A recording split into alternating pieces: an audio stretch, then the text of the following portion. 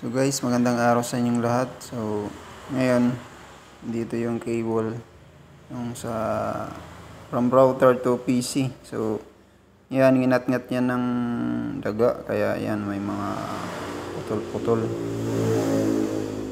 Yan.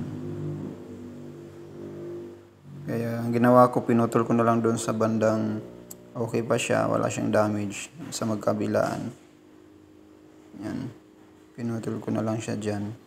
At yung ito namang okay pa siya, yung walang damage, doon ko siya dinugtong. Yan, ilagyan lang natin ng electrical tape. Inisa-isa natin. So, kailangan lang guys,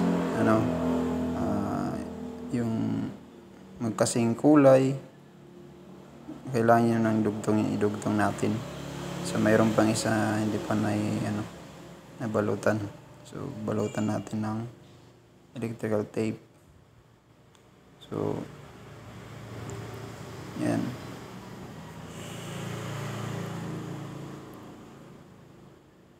Ang dami kasing daga dito guys sa aming area. So, kung mayroon kayong mga idea guys na pangalagaan natin yung mga natin sa gadgets natin, kung mayroon tayong maaaring ilalagay, just comment sa baba kung may alam kayo na ilalagay natin para hindi siya dapuan, hindi kagatin.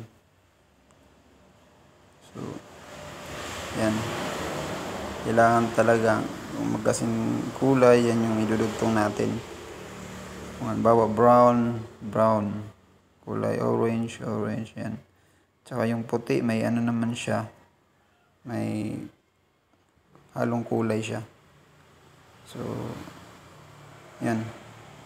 Titesting natin yan kung gagana siya.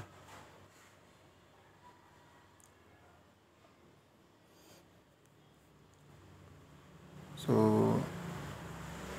mababa rin yung nabawas dyan guys. So, kung halimbawa man may comment kayo guys tungkol sa ginawa ko, just comment below. So, yan, babalutan din natin ng electrical tape para hindi siya kaagad maghiwa-hiwalay. At least may siya. May protection din siya in case na mabunot natin. Ganun.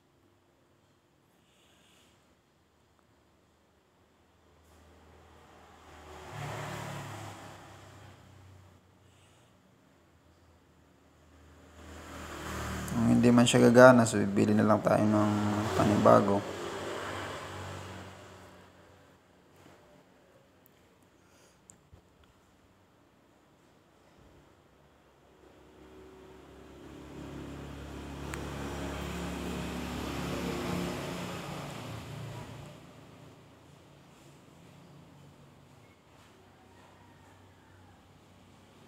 Pinagtiyagaan ko lang muna guys kasi wala pa naman tayong pambili. So ito lang muna yung ginawa natin. Dinugtong lang muna natin. At least gagana siya, magagamit pa natin.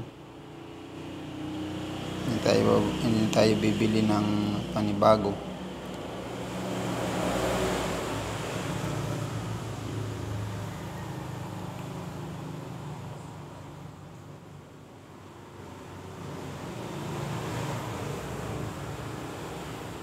So, yan guys.